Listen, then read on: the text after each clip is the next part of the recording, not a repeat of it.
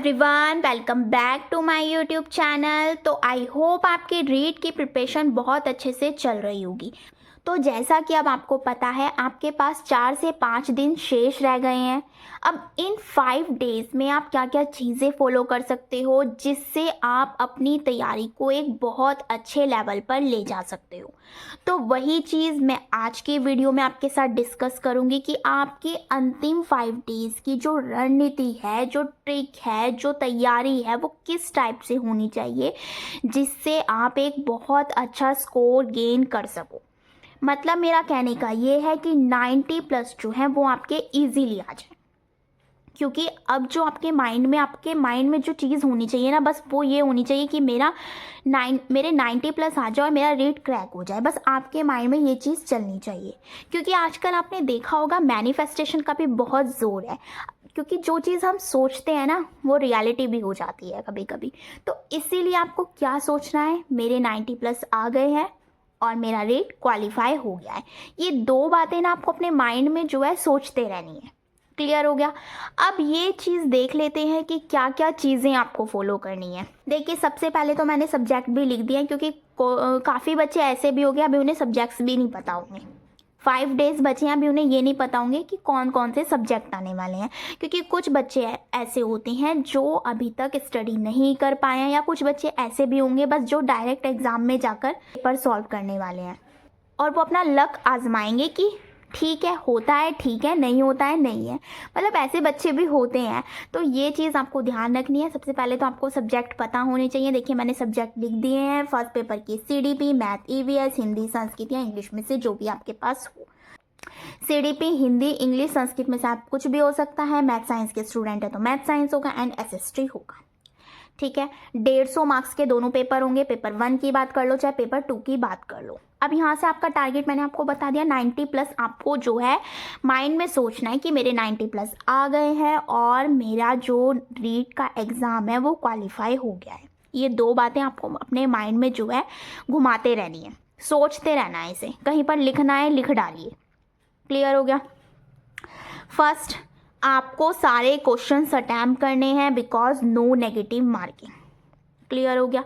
अब देखिए, एक छोटी सी चीज़ मैंने ये लिखी है कि आपको जो है ना 90 और 100 के बीच में जो है अपने माइंड को सेट करना है।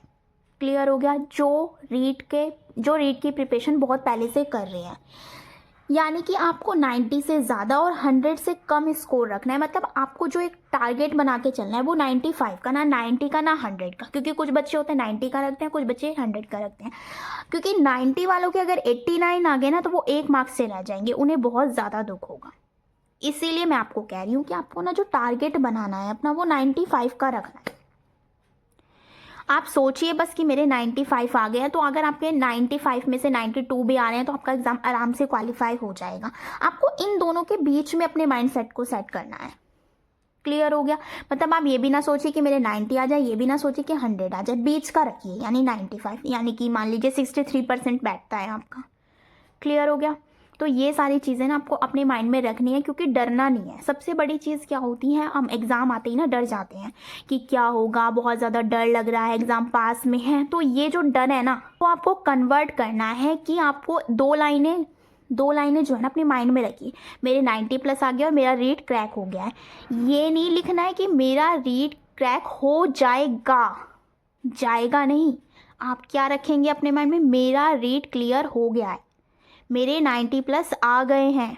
2 लाइन आप इसे लिखते रहिए, लिखकर कहीं चिपका लीजिए, क्योंकि ये चीज़ जब आप देखेंगे ना पढ़ते हुए, आपको बहुत अच्छा फील होगा। डर को भगाने का सबसे बढ़िया तरीका यही है। डरना तो बिल्कुल भी नहीं है।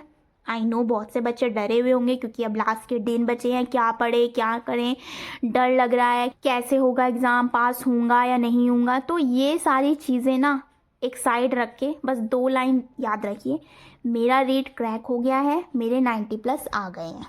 या जितना भी आप एज्यूम कर रहे हो, 90, 100, 120, 125, तो ये 2 लाइनें जो है ना अपने माइंड में फिक्स कर लीजिए। डरना बिल्कुल नहीं है, डर से तो दूर भाग जाइए, बिल्कुल हैप्पी रहिए, खुश रहिए। तो ये 2 जो लाइनें मैंने बताई है ना, इनको आप लिख कर कहीं भी स्टिक कर लीजिए, और जब भी आप कहीं पर जाएं इन्हें पढ़िए, आपको बहुत अच्छा फील होगा। अच्छा फील होना भी बहुत ज़रूरी है लास्ट टाइम पे।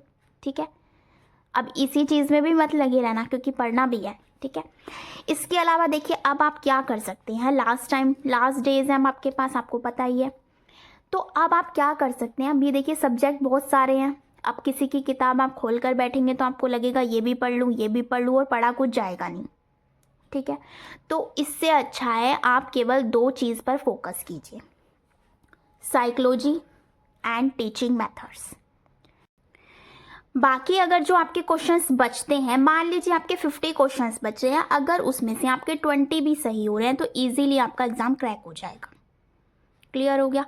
देखिए ये चीज़ जो है ना आपको ज़रूर फॉलो करनी चाहिए। आप जो है एक बहुत अच्छा स्कोर गेन कर सकते हो। अब भी जिसने अभी तक पढ़ाई नहीं की है ना, वो भी बस थोड़े से माइंडसेट की ज़रूरत है कि अपने आप को प्रिपेयर करना है और चीज़ों को करना है। अब आप कंफ्यूज हो रहे होंगे कि साइकोलॉजी और टीचिंग मेथड में क्या पढ़ें।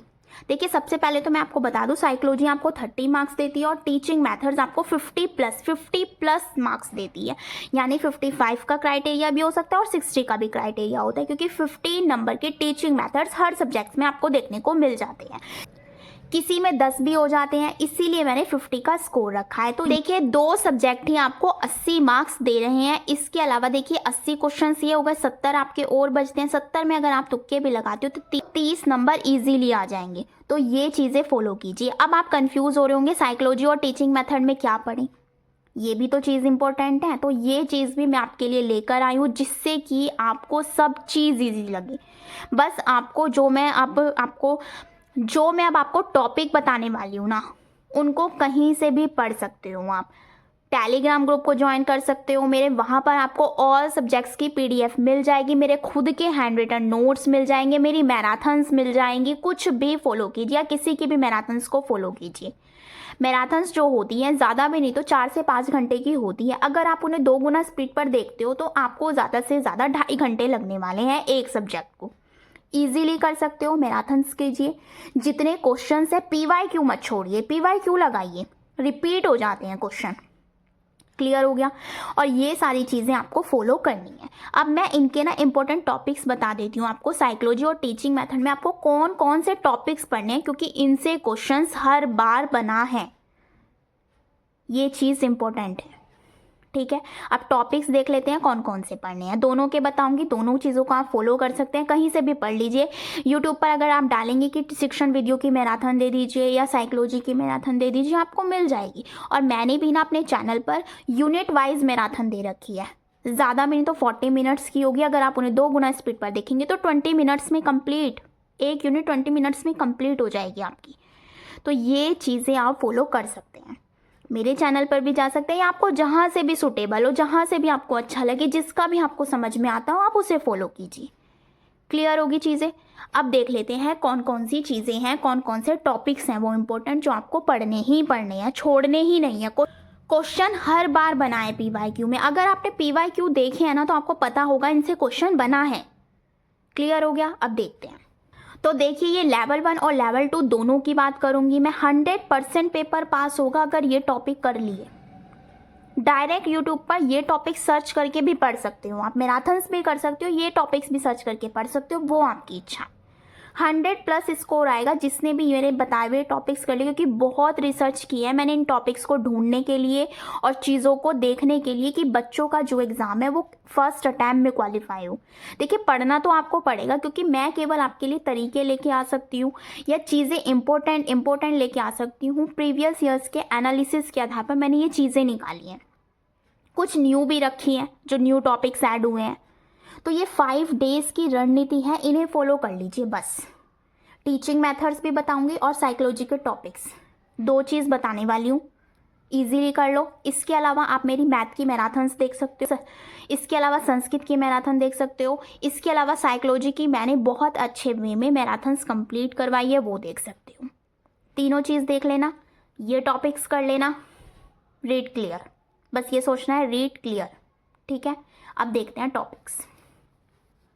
देखिए सबसे पहला टॉपिक है वृद्धि एवं विकास। क्वेश्चन बनना ही बनना है, 2 भी आ जाते हैं कभी कभी, ग्रोथ एंड डेवलपमेंट। आयाम, इसके जो आयाम होते हैं उनसे क्वेश्चन बनना है। आयाम से जैसे बन सकता है क्वेश्चन, इसमें 2 क्वेश्चन इंपॉर्टेंट हो जाते हैं, एक तो मल्टी डायमेंशनल और एक ये आ जाता है fine motor skill and gross motor skill क्या होता है।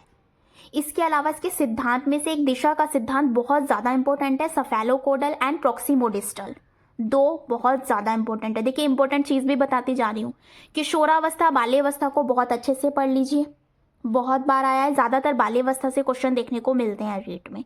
हार्वर्ड गार्डनर, छोड़ना नहीं है, एक क्वेश्चन हमेशा रिपीट हुआ है। वंशानुक्रम एवं वातावरण यानी कि हेरिडिटी एंड एनवायरनमेंट, इसका क्या होता है, कॉम्बिनेशन पूछा जाता है कि ये मल्टीपल होता है या प्लस में आता है, तो ये दिया है वुडवर्थ ने, ये चीज़ भी ध्यान रखनी है। प्याजे 101% क्वेश्चन बनना ही बनना है, दो क्वेश्चन भी आ जाते हैं। स्टेजेस पढ़िएगा इसकी, उसमें ना देखिएगा कि किसमें आपका रिवर्सिबल दिया हुआ है, किसमें नहीं दिया हुआ है। मेरे चैनल पर वीडियो पड़ी हुई है, अगर आप उसे देखेंगे ना तो आपका प्याजे एकदम क्लियर हो जाएगा। वाइगोस्की, छोड़ना नहीं है। ZPD, ये सारे इसके टॉपिक्स हैं। MKO, थ्रोनडाइक जिसने तीन मुख्य नियम दिए हैं और 5 गौड़ नियम दिए हैं, ये चीज़ें ध्यान रखनी है। अधिगम, लर्निंग छोड़नी नहीं है।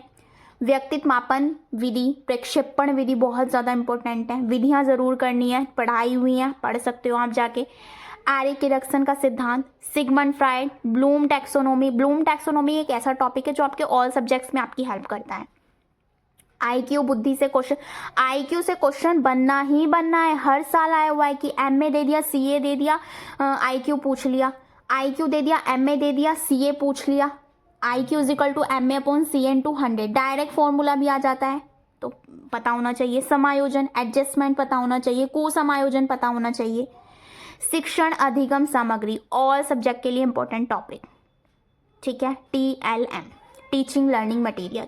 अधिगम अक्षमता, छोड़ना नहीं है, हर बार आया हुआ है, डिसलेक्सिया ज़्यादा पूछते हैं, ये चीज़ ध्यान रखनी है। मैंने इसकी ट्रिक भी बताई हुई है, आप वो भी जाकर फॉलो कर सकते हो।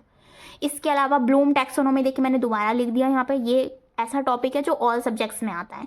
RT 2009, छोड़ना नहीं है। NCF 2005, छोड़ना नहीं है। मूल्यांकन फॉर्मेटिव समेटिव, छोड़ना नहीं है, ऑल पेपर्स में क्वेश्चंस रिपीट हुए हैं। सतत एवं व्यापक मूल्यांकन CCE, छोड़ना नहीं है। NEP 2020, इस साल न्यू टॉपिक ऐड हुआ है, 101% क्वेश्चन बनना ही बनना है, 2 क्वेश्चन इजीली आए रखे हैं। NEP 2020 को मैंने एक अलग सेपरेट वीडियो में पढ़ाया है, उसे देख लिया ना, कोई क्वेश्चन गलत नहीं होगा। 5+3+3+4 का स्ट्रक्चर अच्छे से पढ़िए, किसमें क्या बताया हुआ ये पढ़िए, क्लियर हो गया। अभिप्रेरणा, बाह्य एवं आंतरिक अभिप्रेरणा से बहुत क्वेश्चंस रिपीट हो जाते हैं, क्लियर हो गया। इसके अलावा लर्निंग डिसेबिलिटी, वही चीज़ ऊपर भी बता दी मैंने, नीचे भी बता दी, क्योंकि ये ऐसे टॉपिक्स हैं क्वेश्चन बनेगा 101%। तो ये सारे टॉपिक जो है आपको साइकोलॉजी में कवर करने हैं। अब बात कर लेते हैं टीचिंग मेथड की, कि टीचिंग मेथड में आपको कौन कौन से टॉपिक्स कवर करने हैं जिससे आपका रीट जो है फर्स्ट अटेम्प्ट में क्वालिफाई हो जाए। तो वो टॉपिक्स देख लेते हैं। उसमें केवल विधियाँ हैं कि विधियाँ जो होती हैं वो आपके ऑल सब्जेक्ट्स में हेल्पफुल होती हैं। जैसे कि मैंने भी आपको बताया था, टीचिंग मेथड्स जो होते हैं आपके 50 मार्क्स के रोल प्ले करते हैं। 50 मार्क्स से भी ज़्यादा भी हो सकते हैं, मैं केवल एक मैक्सिमम बता रही हूँ कि 50 क्वेश्चंस तो आपके टीचिंग मेथड से बनने ही बनने हैं। तो वो टॉपिक्स देख लेते हैं ये, और ये आपके ऑल सब्जेक्ट्स में हेल्पफुल होंगे। तो ये टॉपिक्स आपको करने हैं टीचिंग मेथड में। इसमें से काफ़ी टॉपिक्स आपने करे भी होंगे और कुछ टॉपिक्स जो आपने नहीं कर रखे हैं वो आप कर सकते हैं। जैसे कि आप देख लेते हैं, फर्स्ट जो आपका टीचिंग मेथड है वो है आगमन विधि, उदाहरण से नियम, निगमन विधि, नियम से उदाहरण। इसके आपको राइटर पता होने चाहिए, जैसे अरस्तु ने दिया है, ये दोनों ही, आगमन भी निगमन भी। प्रश्नोत्तर विधि अगेन इंपॉर्टेंट विधि है, पूछ ली जाती है, सुकरात विधि भी से बोला जाता है। डाल्टन विधि, हर्बर्ट विधि, ह्यूरिस्टिक विधि, ड्रेकोली विधि, समस्या समाधान विधि, संश्लेषण विश्लेषण विधि, खेल विधि, प्रत्यक्ष विधि। नेक्स्ट इज रसावधान विधि, सूत्र विधि, प्रदर्शन विधि, दल शिक्षण विधि, मॉन्टेसरी विधि, व्यति प्रेरक विधि, भाषा संसर्ग विधि, व्याख्यान विधि, उपचारात्मक निगमनात्मक शिक्षण अधिगम सामग्री। This is very very very important. Next is है मूल्यांकन, सतत एवं व्यापक मूल्यांकन। भाषा कौशल हिंदी के लिए भी इंपॉर्टेंट है, ऑल सब्जेक्ट्स में भी आ जाता है। सुनना, बोलना, पढ़ना, लिखना, इसकी ट्रिक भी है सुबोपली। क्लियर हो गया। नेक्स्ट है आपका उपलब्धि परीक्षण, इसके बाद है आपका अधिगम अक्षमताएं, नेक्स्ट इज व्याकरण विधि, नेक्स्ट है आपका प्रश्नावली विधि, अभिक्रमित अनुदेशन, इसके बाद बात कर लेते हैं मस्तिष्क उद्वेलन विधि की। इसके अलावा एक मोस्ट इंपॉर्टेंट विधि आ जाती है आपकी, ये संस्कृत के पर्पज से आपकी विधि इंपॉर्टेंट है, दंडान्वय खंडान्वय विधि। क्लियर हो गया। अगर आपने इतनी भी विधियाँ कर ली ना तो कोई क्रैक होने से रोक नहीं सकता आपके एग्ज़ाम को। ये मैंने बहुत ज़्यादा गिन चुनकर जितने भी आपके एग्ज़ाम प्रीवियस ईयर्स के एग्ज़ाम्स में आई हैं या जो भी इम्पोर्टेंट हो सकती हैं, सारी विधियाँ मैंने एक में ही कवर कर दी हैं। अगर आपने ये सारी विधियाँ कर ली प्लस जो मैंने अभी आपको इम्पोर्टेंट टॉपिक्स बताए साइकोलॉजी के, अगर आपने ये दोनों चीज़ें कर ली तो इजीली 100+ स्कोर आप कर जाएंगे, आपका रेट फर्स्ट अटैम्प्ट में क्वालिफाई हो जाएगा। तो ये चीज़ें आपको फॉलो करनी है। 5 डेज़ बचे हुए हैं आपके पास, 5 डेज़ में अगर आप इतना भी कर लेते हो तो इजीली आप चीज़ों को फॉलो कर सकते हो। आई होप वीडियो आपके लिए बहुत ज़्यादा हेल्पफुल होगी, तो प्लीज़ वीडियो को ज़्यादा से ज़्यादा अपने फ्रेंड्स के साथ शेयर कीजिए, लाइक कीजिए, कमेंट कीजिए। Thank you.